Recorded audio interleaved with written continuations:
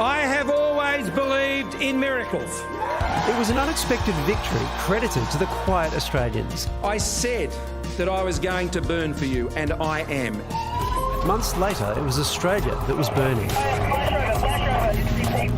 Morrison's Hawaii holiday sparking controversy. No, I don't hold a hose, mate, and I don't sit in the control room. I'm only shaking your hand if you give more funding to our RFS. So many people have lost their homes. You're out, son. You are out. As the PM's approval ratings plummeted, a new crisis emerged. It is COVID-19. Australia spared the worst of the health crisis. A travel ban on all non-residents coming to Australia. As the government threw out its own economic rulebook. $130 billion to support jobs and livelihoods. Measures like JobKeeper and JobSeeker, while not entirely successful in staving off the economic crisis, a COVID-19 induced recession, saved hundreds of thousands of jobs.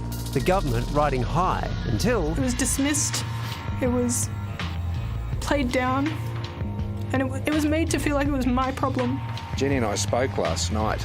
She said to me, you have to think about this as a father. Scott Morrison's response to Brittany Higgins' allegations and to the reckoning that followed, sparking anger. Not far from here, such marches, even now, are being met with bullets. Around the same time, the government's pandemic response went from being a strength to a weakness. It's not a race. It's not a competition. It's not a race. It's not a competition. It's not a race. It's not a competition. This is a race. Vaccines in short supply. I'm certainly sorry that we haven't been able to achieve the marks that we had hoped for. Speaking of being a little off the mark, our new official target, net zero emissions by 2050. The government's net zero commitment was hard won, but the world was largely unimpressed as Morrison's moment on the world stage was, well, upstaged. Do you think he lied to you? I don't think. I know. The PM's character called into question, and not for the last time. The former New South Wales Premier describes you as, quote, a horrible, horrible person. The Minister is even more scathing, describing you as, quote, a complete psycho. An autocrat, a bully who has no moral compass. He is a bully because I have experienced it myself. I'll tell you what, he was an intimidating bully. The recent flood catastrophe provided more problems for the PM. Where were you? Where were you? The government trying to turn the political tide in its favour with its economic credentials. The lowest unemployment rate in 50 years. And Australia's post-pandemic bounce back. Australia's recovery has been world-leading. An economy that's growing faster through the worst crisis this country has seen economically. But will that be enough to pull off another Morrison miracle? Barry, I'm not sure I remember a term of any government that has had higher highs and lower lows than this one. I don't know where it leaves you. That's a good point, but I think the lows have been particularly low. Just watching all of that does remind you that Scott Morrison of 2019 is a very different person in the eyes of Australians in 2022. And he's asking for more than a decade in office.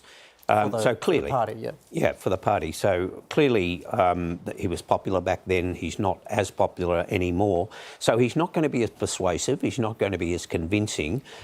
He just won't be the same kind of advocate. And they're going in with quite a deficit. So how do they not lose seats? I mean, keep in mind, lose one seat and they go into minority, lose 4 seats and the Labor Party then has more seats than the coalition, and lose 7 and that gives Labor majority government. So it's a tough ask. 7 is a lot of seats for Labor to win, though. So there's a realistic possibility that we end up in a minority government. And if that were to happen, how do you think that breaks? Do you think the crossbench puts the coalition back in, or do you think they'd put... Probably, because the issues they talk about, climate change and integrity, in particular integrity in government, are issues that they're talking about, and that's what they want to talk about after the election. So that would favour Labor, right? Yes, it would favour Labor, yeah. But when you say that that's the more likely outcome, those figures that came out in the 9 newspapers today on they've taken 3 months of the last 3 months on the primary vote, and in Western Australia, for example, 12% against the government, and all of that has been picked up by Labor. And in Queensland, 11%, a drop of 11% on the primary vote, shared between Labor and Greens. On those figures, they wouldn't even need to pick up, so Labor wouldn't need to pick up seats. No, that's landslide territory in Victoria and New South Wales. Yeah. I know that it's only day one, but in your opinion, is this winnable for Scott Morrison? Still winnable. Any election is winnable.